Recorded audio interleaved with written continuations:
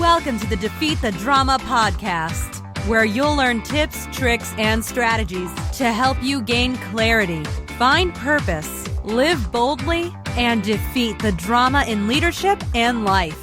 Host Kirsten E. Ross is known to many as the drama-free queen. She is the undisputed expert of transformation. She'll move you from resigned, resentful, and overwhelmed to focused, engaged, and empowered.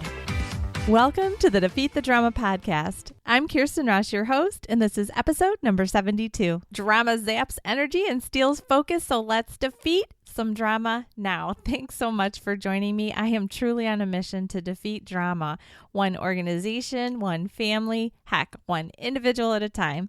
So thanks for joining me, and I'm looking forward to sharing some quick little nuggets with you that you can implement in your own life or work to defeat the drama. Today's episode is sponsored by Pillar Social Media. They create, manage, and grow brands on the social web. They've done some great work for me, so I really recommend that you go check them out at pillarsocialmedia.com.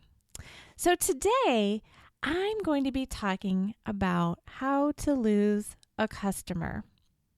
And I'm actually going to be sharing a story. So it's called A True Tale of a Courtesy Call Gone Awry. This actually happened to me yesterday. And how fun that I have a podcast that I get to, turn many of my life experiences into words of wisdom that I share on my podcast.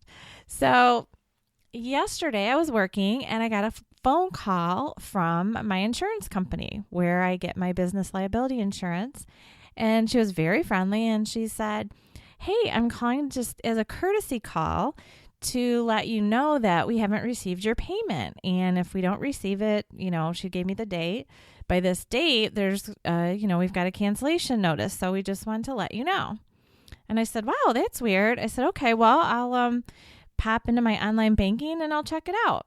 So everything with this initial call went fine. So we pull up the internet banking because I do everything, as much as possible online. And the payment had gone out like 2 weeks prior.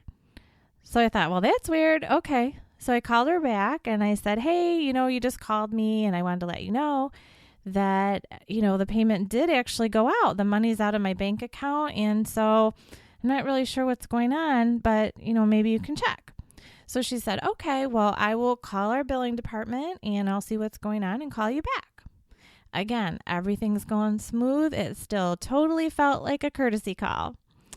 Well, when she called me back, that's when things went awry.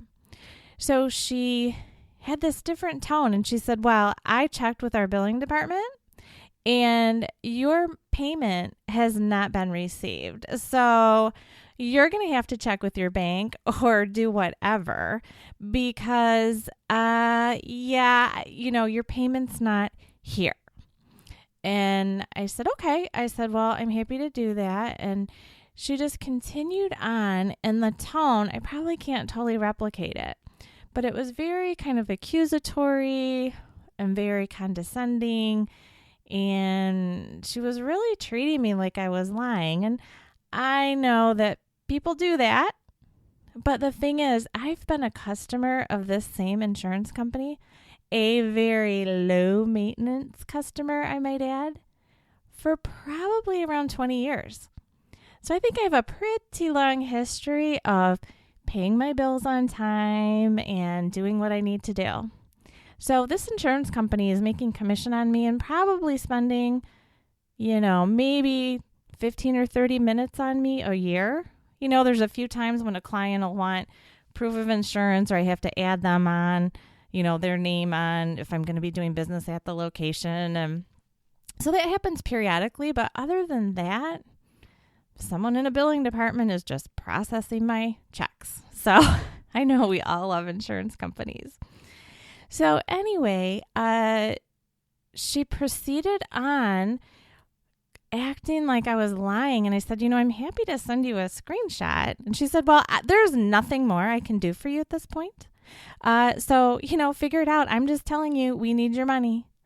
And I said, "Can you, just kind of soften your tone?" I said, "It really feels like," well, when I said that, she escalated. So now she's yelling at me. And she said, I don't even have to do these courtesy calls. I was doing you a favor. There is nothing more I can do for you at this point. And I said, well, actually there is. I've asked you to lower your tone a little bit.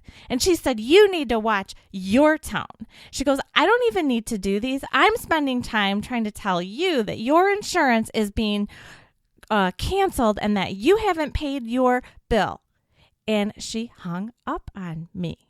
So I was not happy, to say the least. So I quickly called back from the same phone number that she'd called me, and she did not answer. So I called from a different phone, and I'm really happy to report that the owner answered. And I said, hey. And now this owner, I only gave her my first name. She totally knows who I am. Like I said, I've been a customer for about 20 years or so. And I said, hey, I just had this experience. And I told her what happened. And she said, I am so sorry. That should not have happened. And I said, you know that I pay my bills. I said, I've been a customer, a low maintenance customer. So I said, I teach customer service. And so this isn't okay with me. I said, there are a million other people who do what you do. So she, during the phone call, was friendly. And I felt like, okay, maybe I can keep doing business with them. Maybe.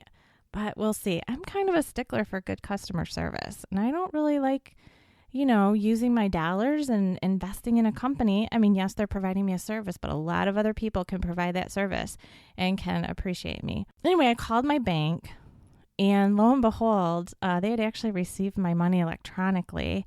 So it absolutely had gotten there. But, well, I'll tell the story in another episode, like what happened bank-wise. But let's just say they did have my money. So I had a really, really good time calling them back to say, so just wanted to let you know, you received my payment electronically. So I'm not really sure how it got lost, but you might want to share this information with your employee who gave me the quote unquote courtesy call. Everything was going okay. Again, I was talking to the owner. She apologized again, said that she would check into it more. So I was still thinking, okay, maybe I can keep going with this relationship. Unfortunately, the email that she sent back after everything was finalized put the responsibility back on me, which this does happen. The insurance company had changed my account number. I don't know if that's ever happened to you. But, they seem to randomly, and someone in the insurance industry can probably tell me there's a reason for it. I'm sure there's a business reason for it, but they change your account number. You don't realize it because, I've never noticed an announcement saying, hey, you got a new, and there might be one, I don't know. But once you get it set up on your online bill pay, you don't really look too often. So this has happened before. So she sent me an email saying, well, you put the wrong account number. It was a new account number, and that's what happened. Then she proceeded to tell me that this person has great customer service and she's never had any other complaints. Now, during our initial conversation, what I kind of left out was that she actually told me that they've had to call the police twice because customers have threatened her to the point where the same customer service person who gave me my call, my little courtesy call, 2 times they've had to call police from customers threatening her to the point where she's fearful and involves the police. So I'm feeling like 2 times is a lot for anyone. And I would never, nothing that she's done, I'm sure, justified threats. Nothing would excuse away someone saying, I threaten you as a result of your poor customer service. So I'm certainly not justifying or excusing away someone threatening a customer service person. However, I will say that it kind of makes me ponder the thought that perhaps she was a bit unpleasant with those people too. So I'm not really liking the fact that she's excusing away the service that I had and saying that she's never had any other complaints. I don't know what I'm going to do. Well, I do know what I'm going to do. I'm going to have to find a new place to take my business. Because you know what? I teach customer service and I just can't work with someone who will condone that kind of behavior from one of their employees and justify and excuse away. That is how you lose a customer. You do a courtesy call and end up hanging up on the customer who did pay their bill, but just put the wrong account number on it. Well, just didn't change, just didn't put the new account number on it so that it would get to the right place.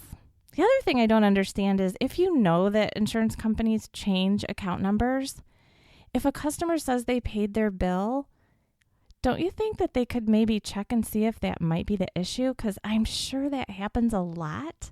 I can't possibly be the only one who misses the new account number, the account change, and ends up with the online bill pay sending it to the old account. So it seems like before you get accusatory that maybe you could just add to your process, like, hey, you know what? They said they paid it. Let me check and see if they maybe sent the payment to the old account number. So anyway, that's my story. That's the tale of how a courtesy call went awry and how you can lose a customer. So I hope you learned a couple little nuggets from my story. And if you have a team of customer service people, don't let them hang up on people and get all nasty and accusatory. Give your customers, especially long-term loyal customers, the benefit of the doubt. And if someone on your team doesn't act well, make sure you address it and not justify it. Do something about it. Heck, I would go in there and coach her. Anyway, I hope you make today a great day. I hope you experience wonderful customer service wherever you go or wherever you call.